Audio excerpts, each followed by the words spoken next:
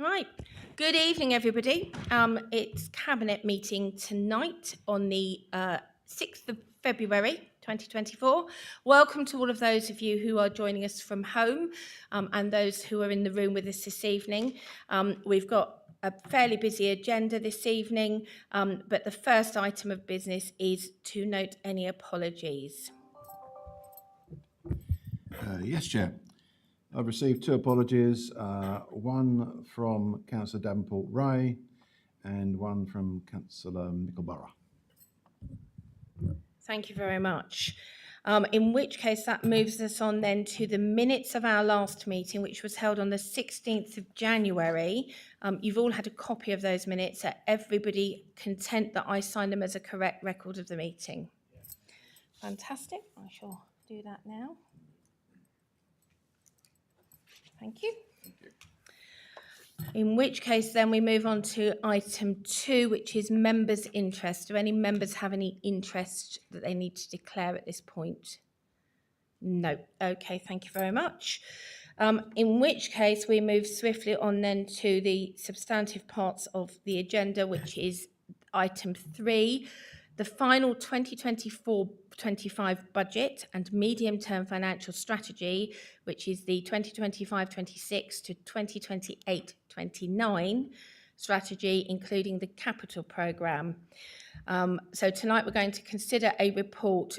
You will notice that we haven't got Councillor Mickleborough with us tonight. He's actually down in London being part of a conversation about internal drainage boards, which is acutely important to us in Huntingdonshire. And I've accepted his apology, but I'm very pleased that we have Karen Sutton with us tonight. So Karen, would you walk us through the information we've already presented at overview and scrutiny? And then I think Councillor Sanderson, if you're not ready for it, will pick up the overview and scrutiny comments, but you may be prepared for that. Thank you. So the 24-25 MTFS. I'm pleased to say we are able to propose a balanced budget for next year, which is showing a £1.9 million surplus. That continues into 25-26. However, years 3 to 5 of the MTFS, I'm disappointed, they do fall into a deficit. However, we are able to fund those from our budget surplus reserve, and that's thanks to prior year prudent accounting. Underlying the budget is we are continuing with last year's budget principle to improve our financial sustainability. The local government finance settlement announced in the week before Christmas was in line with our expectations, and that was announcing a 4.9% increase in core funding, providing councils increased council tax by the maximum amount permitted. And you will see on table 5 that we are proposing £5 increase in council tax for next year, which is in line with the maximum amount permitted. Our council tax funding estimates include an adjustment for the recently approved council tax support scheme that has reduced the number of properties in scope, but we have accounted for that decrease.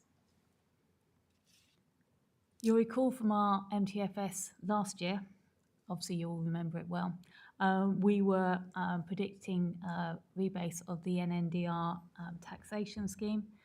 That has been delayed by a further year. We originally expected it to be implemented next year. It's been confirmed that that won't be implemented until April 2026. This has given us a one-off increase in our funding. And rather than just take that increase to our budget surplus reserve, we are proposing that we implement two earmarked reserves. One is for £2.5 million, and that is to implement the outcomes of the workforce strategy exercise.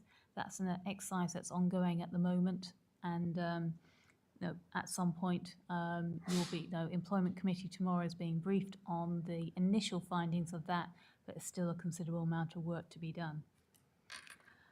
There's a further £1 million that we are recommending be created as an earmarked reserve to generate future revenue budget benefits.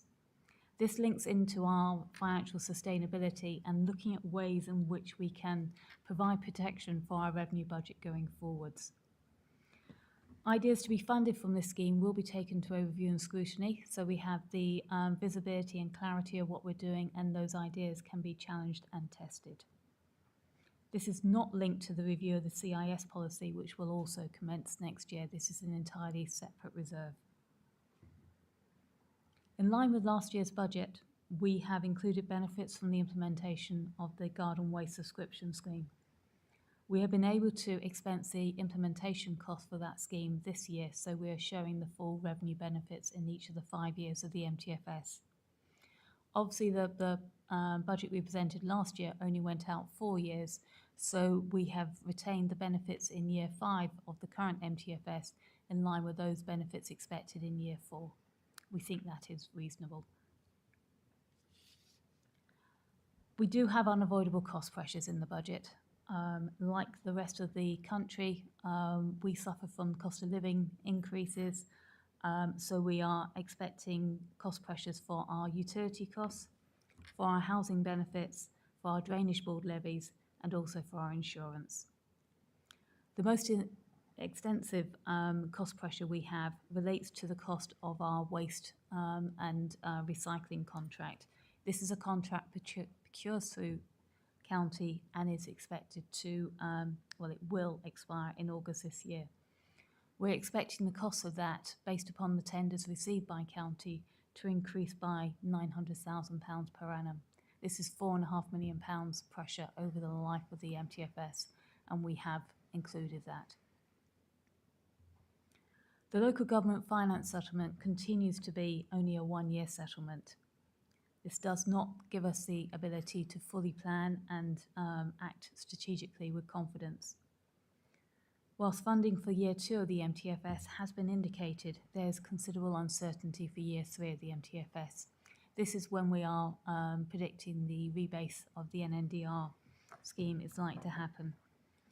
There will be a general election before that time, and there are indications that the NNDR rebase will be replaced by an entirely different scheme, which is likely to reduce our funding further. We have no details of that. It's just uncertainty and risk in our MTFS. I'm pleased to say the Council does continue to present a robust financial forecast, but we need to continue to focus on maintaining our financial sustainability to mitigate future deficits in our revenue budget and to give us flexibility to develop the district's wealth. That completes my narrative on the revenue budget. Just to touch upon the capital budget, this includes the work on our existing projects for which we have funding. This is already a considerable programme of work which the Council is delivering well. We are predicting or forecasting no further major projects as interest rates continue at higher levels than seen for several years, and any additional borrowing will be expensive and will put further strain on our revenue budget. Thank you. Thank you very much, Karen. Very clear précis of the budget and the challenges that we have before us. Councillor Sanderson, would you like to just cover the comments, overview and scrutiny shared and their reflections before we then perhaps go to wider questions across Cabinet? Yeah, so thank you, Chair. I attended that meeting along with yourself. I think quite a few of us in this room. I thought it was a very good and thorough discussion.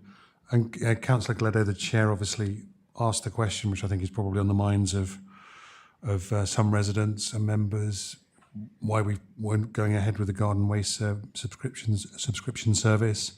If we have surplus or perceive to have a surplus in certain areas. Councillor Martin asked a question about the increase on last year's budget under the Head of Strategic Service Insights and Delivery line. Councillor Harvey, I thought, asked a really good question about the figure in Table 21 and the MRP calculations. And Councillor Pickering asked about the fees and charges. And I know Councillor Jennings and Councillor Wells asked some detailed questions which Karen answered at some length. But I think it will be useful for our purposes just to reiterate our position on those, and for people watching that perhaps weren't at that scrutiny panel, I think that would be useful. Thank you. Thank you, Councillor Sanderson. So questions then from Cabinet, including perhaps revisiting some of the things that Overview and Scrutiny asked, because that allows us to rehearse it again so that everybody can see and hear, and it is again a matter of record, and we will walk our way through that. So Councillor Taylor. Thank you, Chair. I just want to touch on, I think it's 5.15. Councillor Corley inquired about as we've heard from Section 151 Officer Karen, about the 2.5 million budget for the workforce strategy. Just that he wanted to ask clarity on what this would cover. And as we've heard from Karen, this is still being developed. I think what I want to say is that the comment on this is that I'm really happy that this is happening. It includes significant input from our staff, and while we can't preempt what the final strategy will look like, as we know, we have set aside the funding to implement the outcome of the strategy. So comment-wise, I'm really happy that this is happening. So thank you. Chair's prerogative, I'm going to come in on that and say I'm also minded from some of the reports that Councillor Ferguson has brought to us recently around performance, particularly around the value that our staff are adding to our performance across all of our measures. We've got the usual challenge of they're green, but they're green because our staff are working their socks off at every opportunity. They're finding savings at every opportunity. They're working hard to exceed those very thoughtfully produced key performance indicators. They aren't easy asks, they are stretch targets in most cases, and we've seen a real growth in performance. Councillor Ferguson, I don't know whether you want to comment on that, but I think it's really important to note that, because actually there's a direct correlation effect across to our workforce strategy and the value that our staff actually deliver financially in their roles. So I think I'm going to steal my own thunder because this is on the agenda for tonight, but I think in 19 out of 26 of our performance measures, we're not always exceeding our own targets, but we're exceeding the performance from last year, which shows that we are continually improving and offering excellent value for money, I think. Thank you, Councillor Ferguson. Did anybody else want to ask any particular questions? Councillor Wakeford.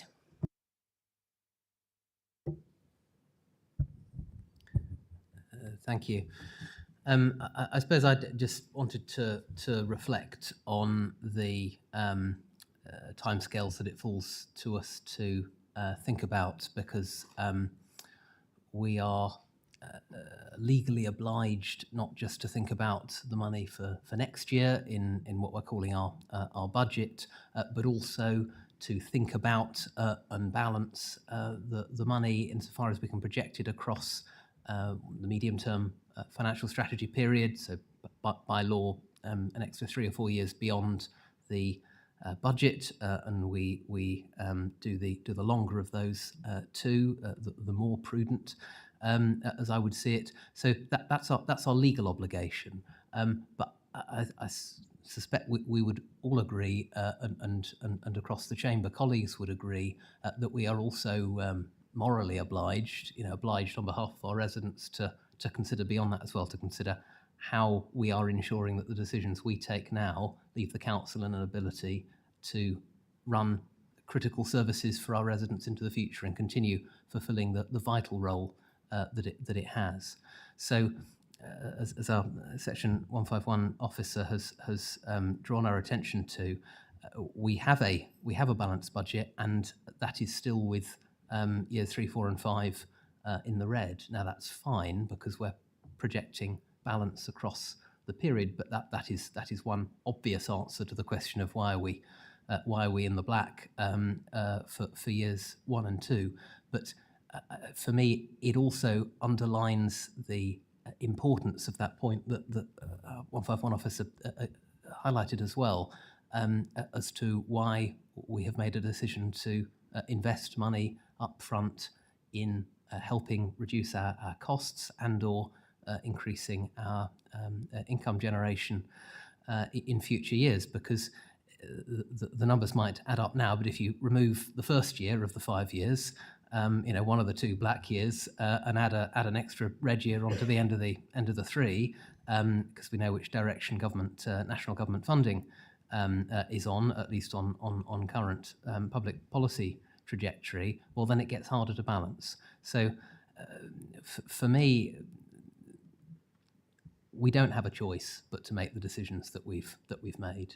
It was hugely difficult, of course, for us to choose to put into the budget last year green waste charging, which is, as Councillor Sanderson rightly said, on the minds of many of our residents, quite obviously, because none of us came into this role wanting to have to do that. But if we hadn't made that decision last year, and if we weren't continuing that here, the financial picture would be substantially worse. And as Councillor Sanderson touched on, it came up in scrutiny discussion, given that we had unexpected 11th hour virtually better news than we might have been able to rely on in terms of single year settlement for the coming year. So we are in a better position than we otherwise might for the coming year. It still wouldn't make financial sense for the council and for our long-term decision making in the interests of our residents for the future, as opposed to just what's politically convenient to be deciding today. If we didn't retain that investment.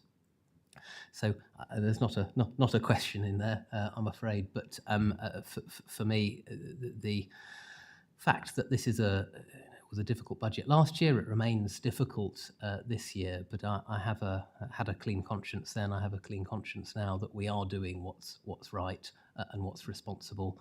And as we've talked about before, and I dare say we may do again in a couple of weeks, other councils of all political colours are making exactly the same decision in response to national government policy explicitly to reduce funding nationally of local councils.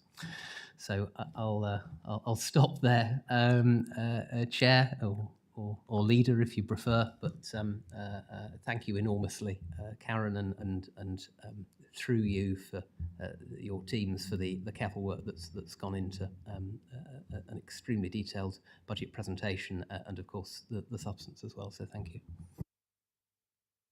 Thank you very much. Just before I come to Councillor Pitt, Karen, I remember, because we've got it on video. It's the wonderful thing about having a transparent approach as this administration and being able to go back and look at previous meetings. But I recall that when we were setting the budget last year, you were asked explicitly, would you have been able to sign off the budget without us doing the garden waste service? And I recall at the time that you were very clear that you would not have been able to, because we would not have had that forward look. So just remind us that here we are a year on, this is coming into place, but we still have pressures in the budget. Just remind us again about those pressures. So despite the fact that something has come up that we didn't expect, and it's 11th hour, so ironically some of that we couldn't really have done anything with, in the sense it was so late in the day. But given those pressures, just remind us again of the pressure that we still have over the next 4 to 5 years. So the budget which we're presenting this evening does come in with a net £2 million deficit. Included within that net £2 million deficit is £8.9 million contribution coming in from garden waste. Now, if we didn't have that 8.9 million contribution come in, we would have fully depleted our budget surplus reserve. Now, at the moment, we have a final closing balance on that at the end of 28-29 of 1.3 million. So not only would we have fully depleted our budget surplus, we would have had to use our CIS reserves. And those are the reserves that we want to use for investing to deliver future revenue benefits to the CIS strategy. If we fully deplete those, then we are effectively robbing our future budgets to satisfy our current budgets now. And if we had fully depleted that, then the only way we could look at being able to present a robust budget going forwards would be to start looking at budget cuts. Now, because we have introduced the Garden Waste subscription scheme, we are able to present an MTFS that isn't requiring us to make further cuts in our services. And our services are already running very, very lean. So I'm pleased that we're able to continue to deliver services to the quality and standard that our residents expect. Thank you very much. And I think also then again there is a virtuous circle here. Some of the things we will be doing in performance is also looking at benchmarking our performance, including our costs. So we will continue to look to drive out those efficiencies, but we will get a sense of how we're performing against others. So yes, what I'm hearing from you is, even having taken a very unpalatable decision, a very unpopular one, actually we still have risk. And actually we are not high in, out of the woods. We have some surplus at the moment, but we have no certainty beyond that. But you clearly think, as the 151 officer, that we're making prudent decisions, otherwise you would not be in a position to sign off where we are. Is that correct? Thank you. That's really helpful clarity. Are you about to come in? Thank you. Thank you, Chairman. I think it's probably helpful if I give a view as well as your Chief Executive. I think I would echo what Karen has said. And I think that at the moment, there's a lot of uncertainty. We have an imminent general election, which we don't know what will lead in future.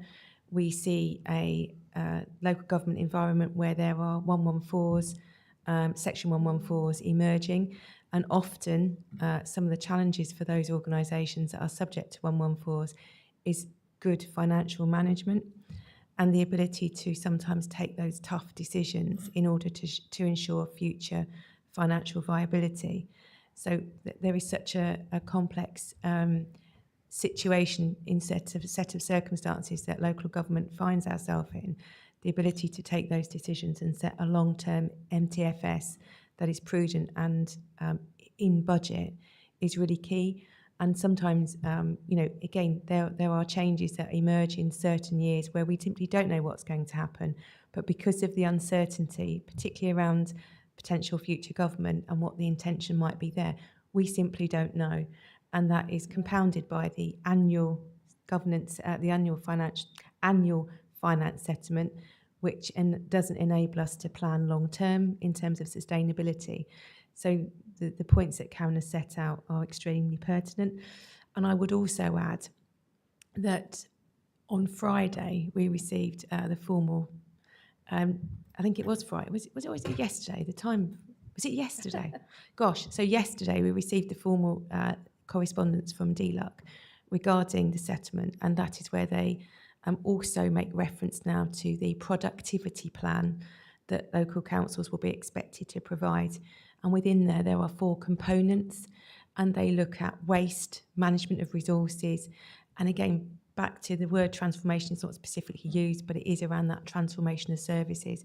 So again, just in the letter that's issued with the financial statement, the financial settlement, it's very clear that local government has got to continue operating in quite a challenging environment, and we simply don't know what those 4 components will be. Early days, it came out yesterday, and how that will impact on Oflog, and how Oflog will then be looking at the way we're setting our budgets. And I think it's safe to say that they will not be wanting to see a lack of prudent budget setting, because again, it's back to where we see 114s emerging across the England and Wales. Thank you, Chairman. Thank you. Councillor Pitt. Thank you very much, Chair. I'll try to avoid repeating the really valuable comments we've already heard. But I think just your summary there, Karen, about the reality of the position we're in, I think is really lucid. So thank you for that. I think financial sustainability. I don't really like the word sustainability because it's used for all sorts of different purposes in different places. But I think resilience is the right word for me. And I can relate. I know that council finances is different from household finances. However, there is an analogy to be made where essentially if you run down your savings, you can only do that once. But also once you don't have savings, then you're reacting, when shocks come along, you have to make the most difficult decisions. And if we've got the resilience in our budget, that means when the unforeseen things happen, we've got in a position where we can cope with them. I'm delighted to say that this is the budget that supports that theory going forward. So there's some peaks and troughs coming up, but overall we're not really out of the woods at all. We've got some serious challenges ahead of us, but I'm really pleased that we're taking the long-term view for our residents. Thank you very much, Councillor Pitt. Has anybody else got any comments? Councillor Sanderson. You can call me Tom, Chair, that's fine. I think that was a very interesting, very useful response to the question that Councillor Gledo put to the scrutiny panel regarding the garden waste subscription. This is more of a suggestion.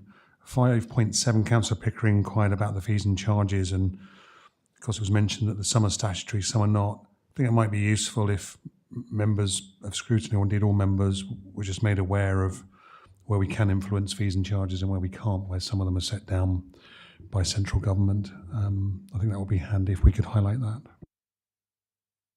Thank you. That's noted, Councillor Sanderson, and you're right. Some of them are ours to make determinations on, and some are not. And I think the answer is we will be strongly encouraged by our 151 officer to continue to look at all forms of income to make sure that we are maximising income. But I know that we're also always very minded of the impact it has on our residents, because sometimes it is charges that they might make. But we will need to continue to do that. But I hope that this current budget at least takes some of the pressure off, because we have that balanced budget, and that's a good place for us to be at this point. Councillor Wakeford. Thank you. I think the Chief Exec's drawing attention of the sadly growing prevalence of Section 114 notices is important for us to bear in mind. We are a long way from that in Huntingdonshire District Council, but we are a long way from that because we are the sort of organisation that is prepared to take decisions that might not be the optimal ones in the short term, but that do make sense in terms of maintaining our sustainability or our resilience, if Councillor Pitt prefers, both of those things into the longer term. And as if we needed another reminder about, what a boring technical sounding S114 notice on your local council might actually mean to residents. I read today latest news from Birmingham, where on top of the drastic service cuts across non-statutory services sounds sort of sounds so vague. Why would anyone care about that? It sounds terribly boring. But all of the things that councils don't do because they legally have to, but they do because they're valuable for residents. On top of what we already knew about that, national government has felt obliged to support a 10% council tax increase for residents going forward, because the costs of organisational failure for local councils are financial as well as social on top. So I continue to support us making the difficult decisions, but the right ones. If you'll forgive me, though, Leader, I would inject a note of disappointment into discussion to perhaps prefigure where we'll be in a couple of weeks, because we all know extremely well that we have others in the chamber seeking to insist that they're opposed to the green waste subscription charge that we've got in our budget, that insist they disagree with it. We didn't get last year any alternative budget or any alternative proposals of any sort setting out a way of dealing with the £8 million black hole in the MTFS that we inherited when we took over from the previous administration. We simply didn't get that from those saying no to green waste charging. We didn't get that either in the discussions during the course of the year around introducing the green waste charge, despite best efforts of colleagues to elicit that. It may be that the argument has now been won. So perhaps I shouldn't be disappointed. Perhaps I should be cautiously optimistic. But from what we read outside this chamber and dare I say, even in things that drop through our doors, I think people are still saying that they're opposed to the green waste subscription service. So I would fairly confidently predict that we may have that raised in a fortnight's time at council when this budget comes for approval. And in that context, I am disappointed that no alternative has been produced, costed, put through the committee process, put through scrutiny, enabling us to look at that, to think about the consequences, to ask the questions, to try and unpack what that means for our residents, for our services. Because it's procedurally perfectly in order to propose an amendment, of course, to anything at full council. But proposing an amendment to a budget on the night without taking advantage of the scrutiny and committee process that we have here for that engagement with councillors across the chamber, for public visibility, producing proposals that deliberately skip all of that are not proposals that are seriously made in intention of changing minds or of changing the council's budget. So I think we appreciate there are other reasons from time to time that councillors say and propose things in this place, but given that we are trying to do what's right by our residents, I think the fact that we anticipate that we'll hear there are alternatives, but that we haven't had opportunity to be presented with what others consider they are, having failed to find them ourselves, I think really is a disappointment for me. So I hope that I'll be proved wrong and pleasantly surprised at full council, but I'm not going to hold my breath. Thank you, Councillor Wakeford. And just for the record, because obviously we hadn't had anything brought through a scrutiny process, through pre-scrutiny, I did invite the Leader of the Opposition and the Shadow Finance Portfolio Holder to tonight's meeting if they wish to bring either a budget or some proposals or an indication of what they may choose to share on the evening. They've politely declined that offer, saying that it will be something for council to decide, not Cabinet, and I don't think they genuinely thought that I was suggesting that Cabinet was going to decide any alternative. That wouldn't be due process, and they know that, and so do I. But I had very much hoped that at least that would give us an opportunity to genuinely consider any recommendations that may be forthcoming. To do so in the evening will be incredibly difficult. Because it requires due diligence not only from us, but it also requires due diligence from our Section 151 officer, because anything that comes forward would have to be demonstrated to be sound financially from the 151 officer's point of view, and then it would need to be something then that we could consider, and we simply will struggle desperately to do that live. And I am not clear that we're going to see anything before then, but we wait to see what happens. But obviously that does make it particularly challenging, because if there was a valid suggestion, I would like to have given it due thought and consideration, in the same way that we've worked right the way through from the beginning of this joint administration of valuing 52 members of all political persuasions, their ideas and their thoughts, and I would like us to be able to continue to do so. Unless there are any more comments then or questions, can I move us on then? Oh, sorry, Councillor Taylor, over to you. Thank you, Chair. Sorry for that late hand. I just want to pick up on two comments in overview and scrutiny, because I think it's quite important, and I'm glad that it has been highlighted, and glad that it's been picked out. So Councillor Jennings highlighted a discrepancy between figures quoted as being in the MTFS for the garden waste subscription service and figures that had been presented to the panel last year. The panel heard that there had been cost included in the business case relating to possible additional charges from the County Council. I think on the night you were, Karen, advised that there'd been no advisement of any additional costs that will be payable. So these figures have not been reflected through the MTFS. There was another comment from Councillor Gardner, 5.13, who said he had advised the panel that as a county councillor he had being advised that the county council planned to charge the district council for the anticipated reduction in waste disposal following the implementation of the garden waste subscription service, and expressed surprise that this cost had not been accounted for within the budget. As of today, we still have not had any cost from county or Thalia. It has been over a year now.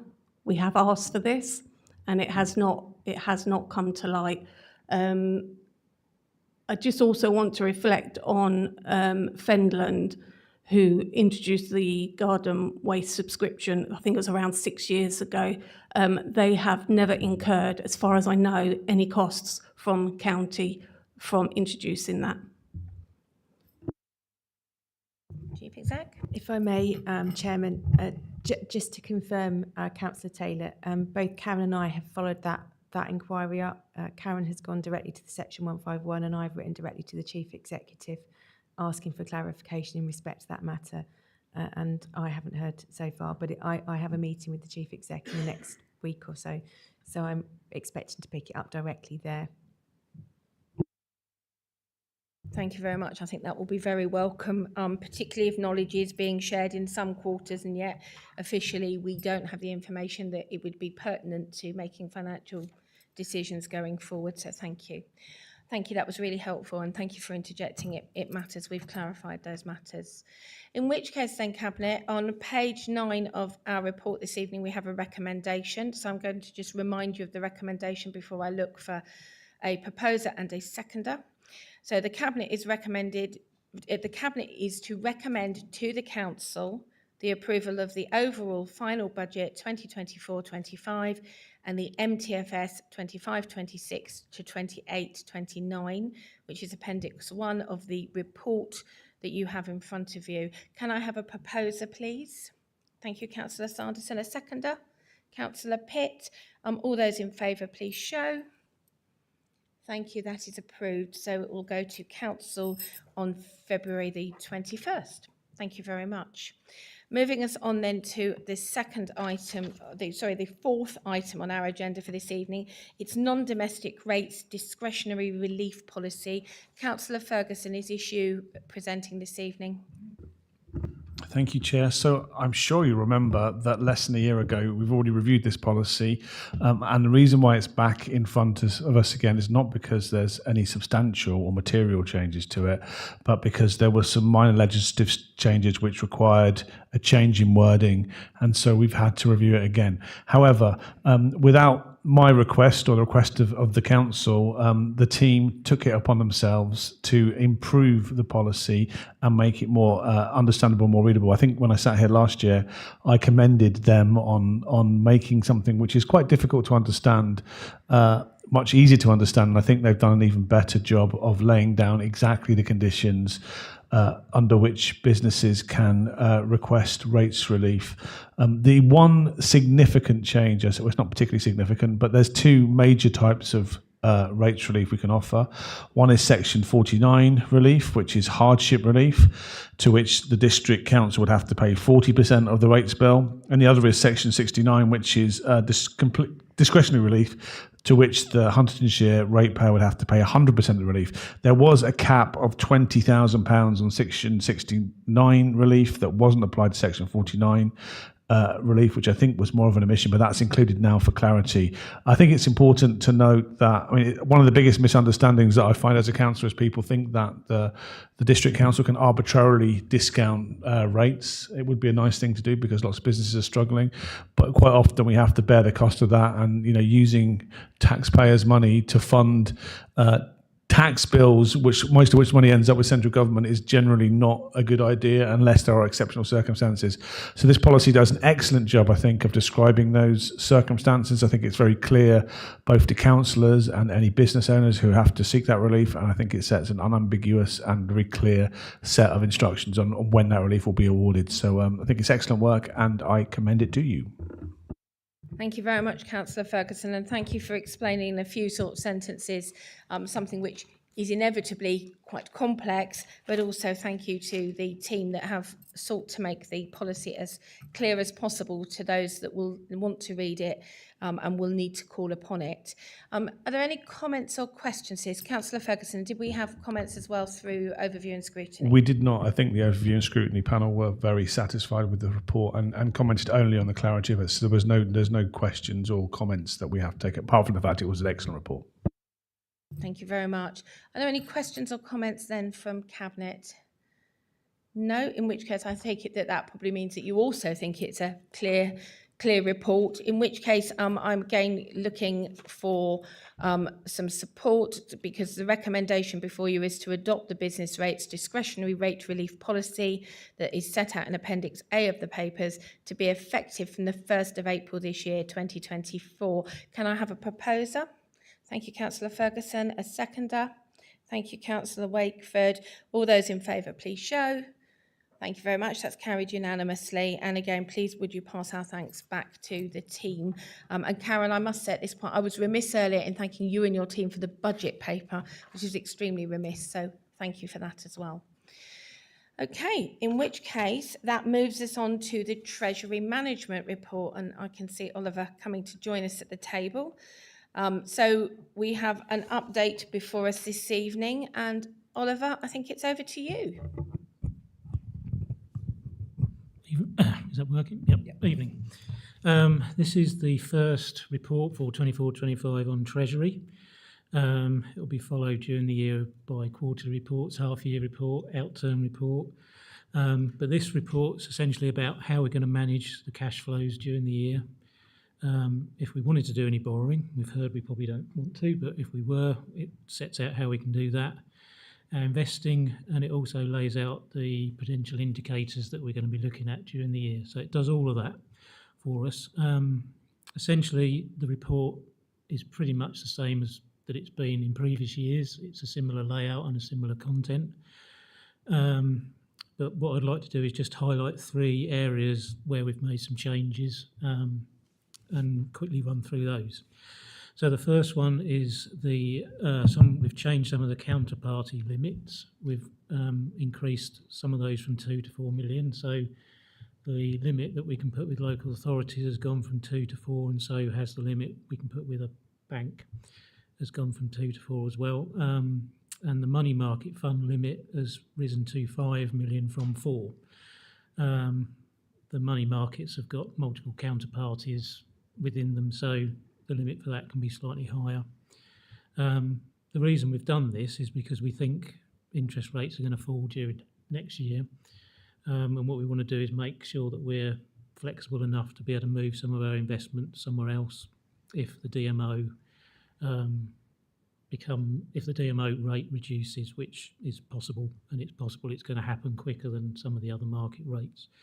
So that gives us a bit more flexibility. Some of the counterparties look for more than £2 million worth of investment, so putting it up to 4 means that we can choose from more counterparties. It also means that some of the ESG investments that we're looking at, it will be easier for us to make those because they've also got a minimum investment limit. And also the third thing to note is that we're putting the limits up, but we might not use them. So we'll see how it goes. We'll look into it and then we'll decide what we're going to do. But it gives us the flexibility to do something slightly different. The second highlight that I want to make is the listing of the commercial properties. It's something that overview and scrutiny requested. It's something that I've added to the investment strategy this year. So we'd previously looked at investment properties in aggregate. So they wanted more detail, which they've now got.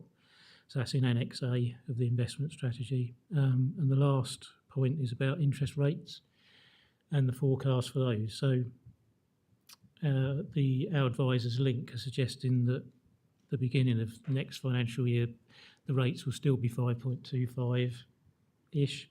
But by the end of next financial year, they'll be down to 3.75. So there's our, we're expecting the rates to go down. So that highlights why we need to make some changes to some of the counterparty limits.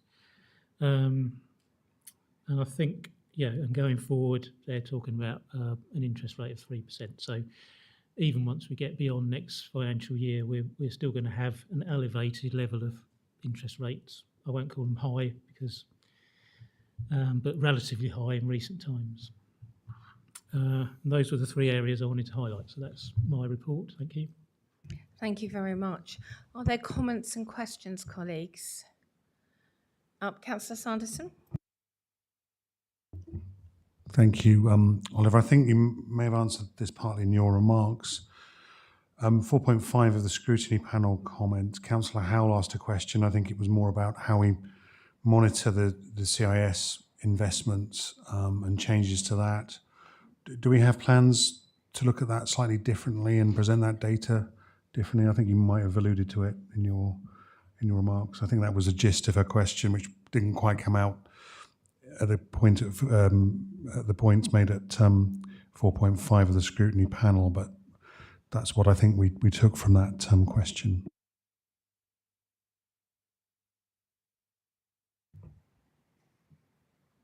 Yeah, Karen, would you like to respond? So I think the question from Councillor Howe was asking how we assessed our commercial investments and we monitored them to make sure we're still getting good value. That's obviously detailed in the CIS strategy, but it's also detailed in the report, and I'm struggling to remember which section of the report that it does cover, but that talks about the checks that we do and how we review them and give updates on a quarterly basis. Obviously, we need to point out that commercial investments are long-term investments. They are not things that we make short-term decisions on, so we have to look at the return and the risk on those investments over the longer term. Thank you very much. Oliver, and then I'll come back to Councillor Wakeford. Yeah, I think the point also about was we'd got some properties outside the district. Do we need to? How do we manage those? I think was one of the things which we answered. And the risks are included at the back of the investment strategy, which are the risks Karen just referred to. Thank you very much. Councillor Wakeford? Thank you. I wonder if you might just elaborate a bit about the intention to develop the Council's Treasury Management ESG policy. That's certainly been a point that since before we were in administration, I've certainly raised with you. I know Councillor Devonport-Ray would probably beat me to raising were she well enough to be here with us tonight. You preempted slightly in your earlier contribution in terms of how the proposals here take us a step forward to being able to make better use of that. But I wonder particularly as there is sort of growing public understanding of the relevance of environmental, social and governance metrics in considering investments, why people who might be aware that they're, it's easy enough in their pension to sort of pick particular ESG portfolio, sort of why is that more challenging for the sorts of places the council puts money? And that's touched on in the report, but I just wonder if it's helpful for you to give visibility to that, please.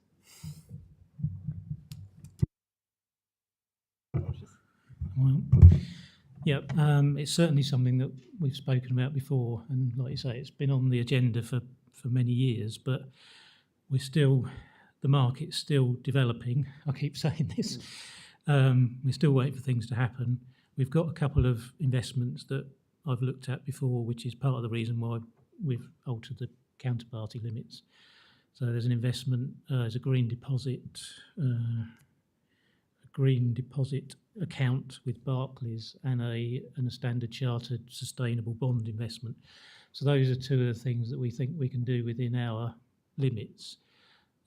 Certainly a lot of the products that are on the market are in the bond market, which we don't really deal in. So we've got some difficulties there. One of the things we've already done is one of our money market funds is ESG based. It's HSB money market fund. So we've already got that product. So we'll probably look to see if we can get some more money market funds. And the other thing is that our most financial institutions, like our bank and all the money market funds that we use are signed up to the UN sustainability agenda. So there are already things that we're doing, but it's still very much a developing market. But I'm hoping that, once some of the interest rates that are offered on these things aren't as good as the other things, so we still need to look at the yield before we start investing in those. But I hope that at some point we will be able to look at investing in those first two products that we've looked at. Barclays is a counterparty that we've used before, so we've got confidence with them, and Standard Chartered is a well-known and well-credited bank. So those are certainly the two products I think we'd want to start with. They're quite interesting because they both give good feedback. So you'll get a report on I think it's a quarterly or half-yearly basis on where they've put their money. So it's actually a slightly more interesting investment than a money market fund, which doesn't really give you much feedback. So that's where we are at the moment with ESG. The other point I was supposed to make is the G of ESG governance, I think, is the one that really sort of ticks the boxes in the sort of investing arena. If you've got good governance, and we've spoken about it this evening, it's often something that it's a counterparty that you've got confidence in. So governance is probably where we'll be looking at those ESGs factors to begin with. And if I may, Executive Leader, I think that's enormously reassuring about the direction of travel, and thanks for unpacking that for us. Thank you very much. If there are no further comments and questions, then thank you very much, Oliver, for a thorough report.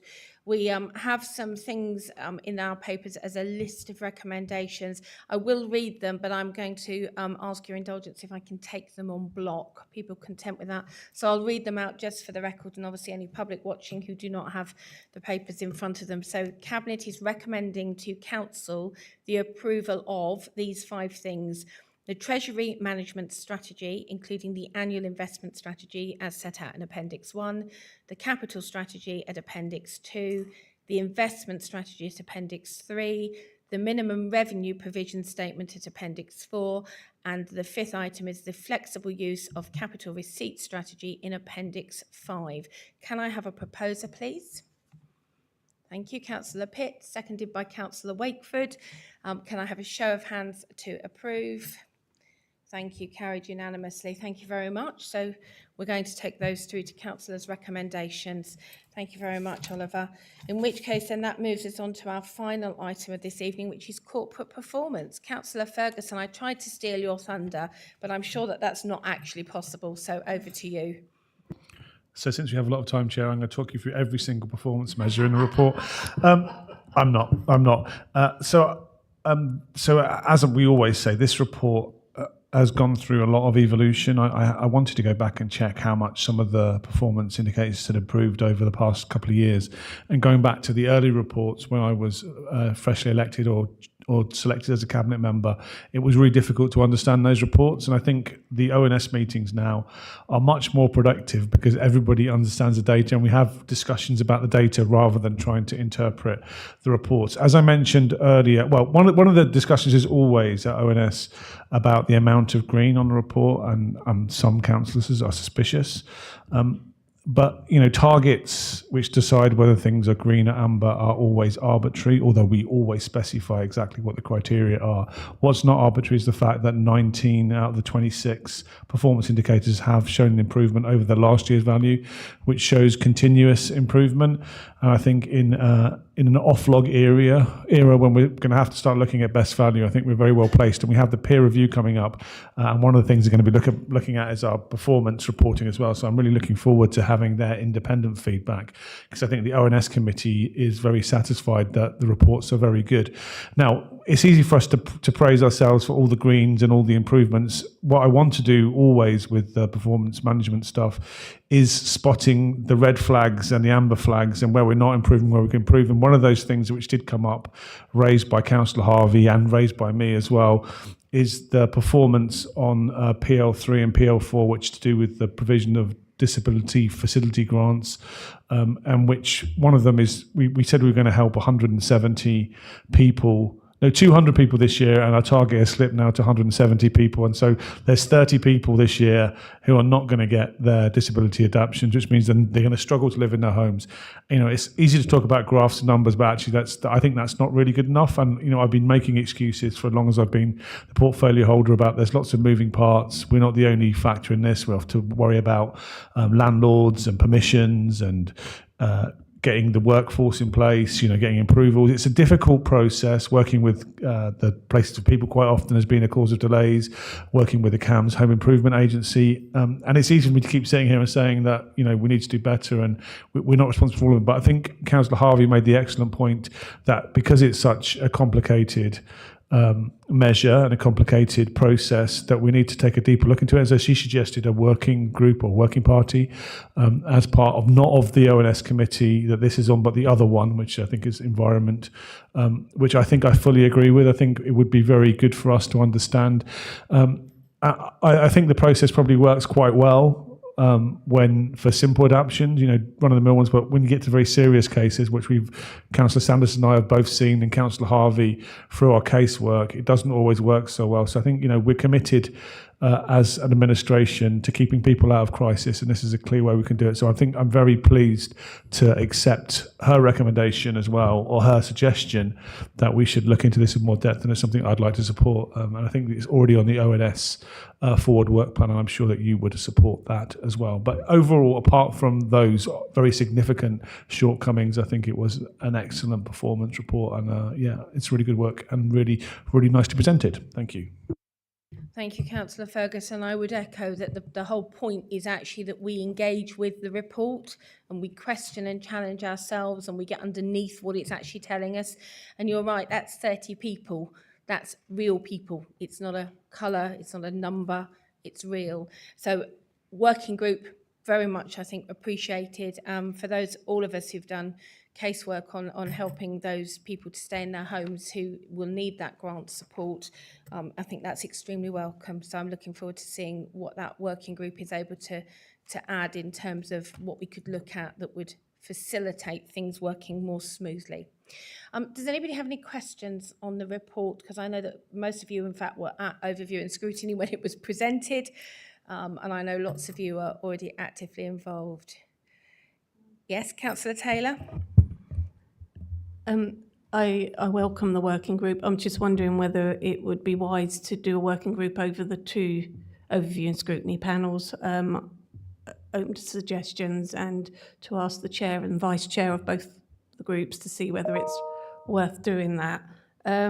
Also, I just want to pick up a comment from Councillor Jennings. I think Councillor Wakeford, you might be best placed to take this one, but he expressed concern that the Priory Centre project was due to commence 2028, but the panel was assured that this was an error and the project was due to begin imminently. Have we got that reassurance? Councillor Wakeford, you didn't think you were going to get through a whole cabinet meeting without a Market Towns question, I'm sure. No, I've learnt that in this chamber.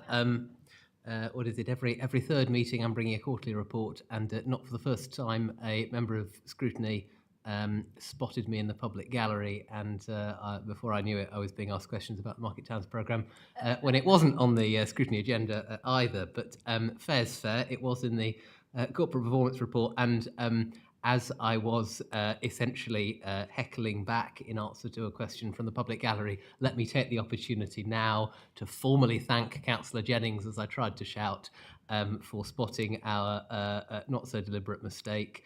The 8 and the 4 aren't even very close to one another on my keypad, so I'm not quite sure where we got 2028 from. But if we were trying to quietly announce a 5-year delay and hope nobody noticed, it certainly wasn't slipping past him. So thank you to Councillor Jennings, who's not here, but maybe part of our I hope, plural online audience. But no, absolutely, Councillor Taylor.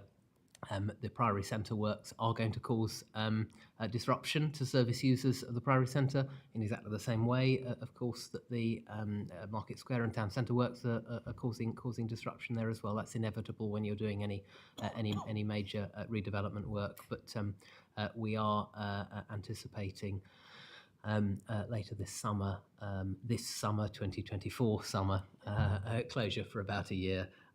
So by 2028, we'll probably be arguing about other ways of improving the building in more exciting future ways as well. If I may say, while I have the mic or have the floor, executive leader as well on 4.4 from Councillor Gleedo, touching on the Market Towns programme overall being marked as amber. I think I hope it is reassuring to scrutiny members that we aren't taking things for granted. We are proceeding with the utmost caution given the range of projects in the programme, not just in St Neots, though of course St Neots is a very important market town. He says, looking at St Neots members across him, we have many, albeit not with projects of quite the financial scale as we've got in St Neots. So for me, that's a good thing, because if we thought everything was going swimmingly and we weren't worrying too hard, then we would rightly be accused of complacency, which is certainly not where the team is. It's not where I am. It's not where the council is. So thank you for the opportunity to talk Market Towns yet again. Thank you very much, Councillor Wakeford. Unless there are any other comments or questions then, the recommendation for this particular report is for us as Cabinet to consider and comment on the progress and performance during Q3, which I believe we've done, as summarised in the report that's been put before us. Thank you very much, Councillor Ferguson, again for bringing it to us, and the team that work hard to not only collate the data but actually are using it day in and day out to look at their own performance and the performance across all of our teams here at the District Council. So thank you for that. In which case, I'm just going to zoom back up to the top, because I think that brings us to the end of the agenda, but I'm just going to check that I haven't missed anything. In which case, just 1 minute past 8, I would like to draw the meeting to a close. I'd like to thank those who've joined us online, those that have joined us in person, and say thank you and good night.